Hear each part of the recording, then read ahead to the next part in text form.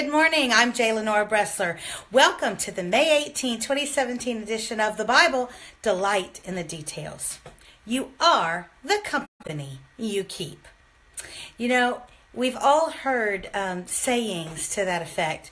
But one of the most famous, I can't help but smile when I think of it because it has a very personal meaning in my own life.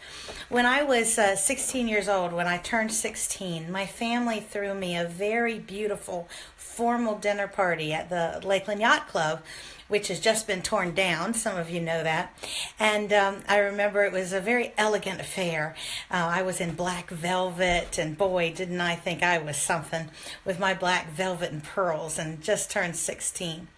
And my family had invited about 12 of my closest friends for this dinner. And of course, they brought gifts and cards and what have you. And one of my friends was trying to say something very nice about me, actually. And on his card, he wrote something. And I remember my grandmother just thinking, oh my goodness, this is not the best wordsmithing in the world. He was trying to compliment me, but he said, there's a saying that you lie down with dogs, you get up with fleas. You have really influenced me. I remember my grandmother saying, oh my gosh, that sounds so bad on so many levels. But he meant well. But you know, it is true. And the Bible is replete with examples of that, and probably none so well or so good an example of the bad way in which you become the company you keep as Abraham's nephew Lot. In Genesis, we learn a lot about Abraham and Lot. Abraham, of course, the father of the faithful, not perfect, but a man who trusted God and certainly tried to follow him. And he apparently became the father figure for his nephew Lot upon the death of Lot's father. And Lot went with his uncle, was apparently very close to him, and even traveled with him after he was married and had his own flocks and sheep and family and wealth. And it was only until both men's wealth in the form of sheep grew to be so large that it was causing just logistical problems that they decided to separate. Now, you know that Lot seems to have been a bit of a selfish person.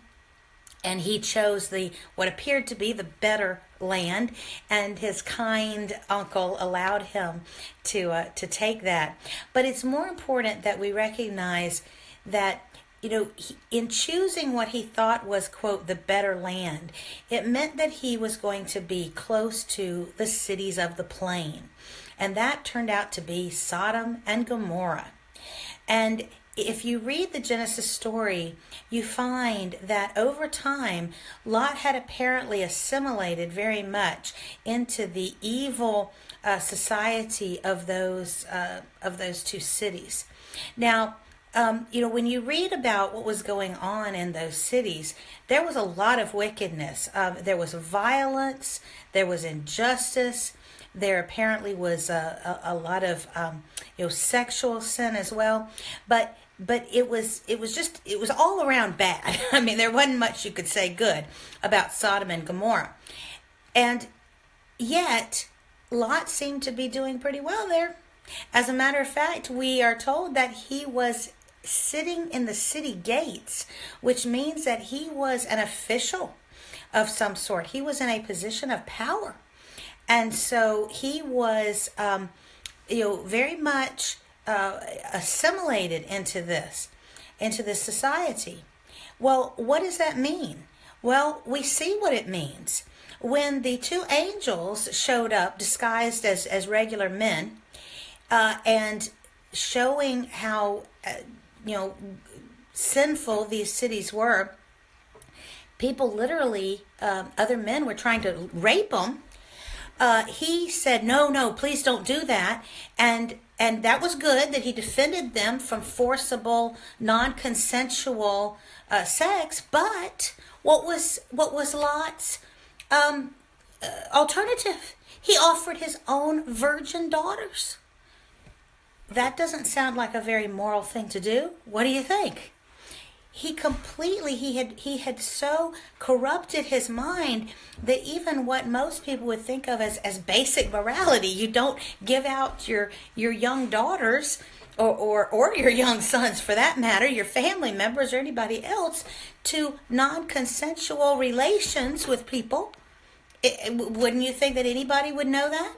But apparently he had been so changed in his association that he didn't realize how terrible that was. And, it had a generational impact as well. We know that after Lot got out of the city and his family got out, his daughters became so worried that there were no people and that they weren't going to be able to have children, that they did a horrible thing as well. Again, apparently thinking it was moral. And that was got their dad drunk so they could have relations with him and have children by him. Now, again, who would think that that was right? It shows you how even people who've been raised in families that know the truth, who have good morality, how they can, sometimes through association, become very warped in their thinking. You do become the company that you keep. That's why it's very important that you guard who you bring into your inner circle, because it will follow as night the day that you will take on characteristics and mindsets of those folks. So you've got to be on your guard. That doesn't mean you can't be around people who are different from you, but you must understand that one of your intimate friends, what they think, how they view the world, their behaviors, what they're interested in, what they think about, what they take time for, is going to have an impact on you. I'm the coordinator of several mastermind groups. And one of the things that we always say is, you need to pick your mastermind group well as well, because you will become like them. So if you want to learn how to grow your business, you ought to surround yourself with people who are working on or already have grown their business. If you want to be around people who are, or if you want to become more spiritually adept, you want to think about metaphysical issues, then you need to surround yourself with people who are of like mind, at least a large part of the time. You do not want to get your mind clouded by the company you keep, but rather you want to be lifted up. And we who are Christians are called to do that for our family and friends. In fact, we are told that we are to uplift and motivate our brothers and sisters in Christ with psalms and with encouraging words always. And so I leave you with this. What company are you keeping? And how are they influencing you? I hope, and I hope for myself, always for the better. I'm J. Lenora Bressler. Visit me on the next edition of the Bible, Delight in the Details. Have a great day.